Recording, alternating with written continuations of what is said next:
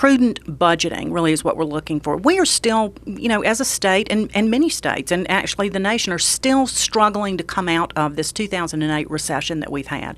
What we have had during this time is trying to get state government back on track, back in a positive way, trimming spending, giving some tax relief, doing those kind of things.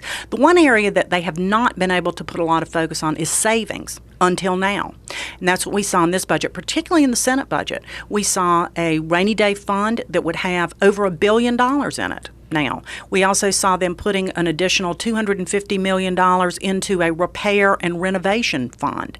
We saw them with a fund for Medicaid, in case there are overruns and in cases, and we continually have these in Medicaid. To put some money aside to cover that, so it's not a crisis, is a very, very good idea. And Becki, some people though have said, well, we're still coming out of this recession. We've had some good news, but we have a ways to go. So why is it so important then that they go ahead and shift money into savings instead of spending it right now? All right, Donna, exactly like you would do in your household budget, or if you own a business in your business budget. What you want to do is put some money aside in case of emergencies. In case your air conditioning goes out, in case you have car trouble, in case you have unexpected expenses. You want to have a little bit of a cushion there so that it's not a crisis situation.